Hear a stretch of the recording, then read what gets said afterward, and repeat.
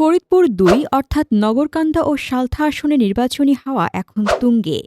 আসন্ন জাতীয় সংসদ নির্বাচনকে সামনে রেখে সোমবার দুপুরে উৎসবমুখর পরিবেশে মনোনয়নপত্র জমা দিয়েছেন বাংলাদেশ জাতীয়তাবাদী দল বিএনপির কেন্দ্রীয় সাংগঠনিক সম্পাদক শামা ওবায়দ ইসলাম রিংকু।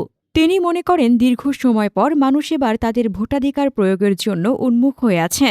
মানুষ মুখিয়ে আছে ভোট দেওয়ার জন্য, কারণ এতদিন মানুষ তার নিজের ইচ্ছা মতো ভোট দিতে পারে নাই, ভোট কেন্দ্রেও যেতে পারে নাই। তো সেই জায়গা থেকে আমি মনে করি স্বতঃস্ফূর্তভাবে ভোটাররা ভোট দেওয়ার জন্য তারা তৈরি আছে।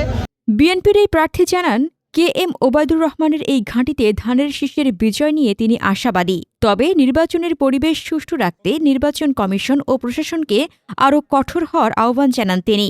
বিশেষ করে গত ৫ আগস্টের পর খোয়া যাওয়া অবৈধ অস্ত্র উদ্ধার এবং সন্ত্রাসীদের দমনে কমিশনকে বাড়তি সতর্কতা অবলম্বনের তাগিদ দেন শামা ওবায়দ। সেই জায়গা থেকে আমি মনে করি নির্বাচন কমিশনকে এই উদ্ধার কাজেও এই প্রশাসনকে অনেক বেশি সজাগ থাকতে, উদ্ধার কাজটা আরও তীব্র করতে হবে এবং কোনো রকম বেআইনি অস্ত্র যেন কোনো দুর্বৃত্তরা ব্যবহার করতে না পারে, আইন শৃঙ্খলা যাতে অবনতি না হয় সেটা নির্বাচন কমিশনকে দেখতে হবে। এদিকে শামা ওবায়দ ছাড়াও সোমবার দুপুর থেকে বিকেল পর্যন্ত ফরিদপুর-২ আসনে মনোনয়নপত্র জমা দিয়েছেন আরও বেশ কয়েকজন প্রার্থী। দুপুর ২টায় মনোনয়নপত্র জমা দেন ইসলামী ১০ দলীয় জোটের প্রার্থী মাওলানা শাহ মোহাম্মদ আকরম আলী।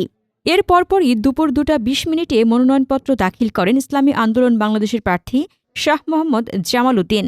এছাড়া বিকেল ৩টায় ইনসানিয়া বিপ্লব বাংলাদেশের প্রার্থী আকরামুজ্জামান তার মনোনয়নপত্র জমা দেন। নগরকান্দা উপজেলা সহকারী রিটার্নিং অফিসার ও উপজেলা নির্বাহী কর্মকর্তা মেহরাজ শারমিনের হাতে প্রার্থীরা তাদের মনোনয়নপত্র তুলে দেন। এ সময় উপজেলা পরিষদ চত্বরে বিভিন্ন দলের নেতাকর্মী ও সমর্থকদের উপস্থিতিতে পুরো এলাকা ছিল সরগম। হাসনাদুজ্জাহান হিমু, দৈনিক খোলা চোখ।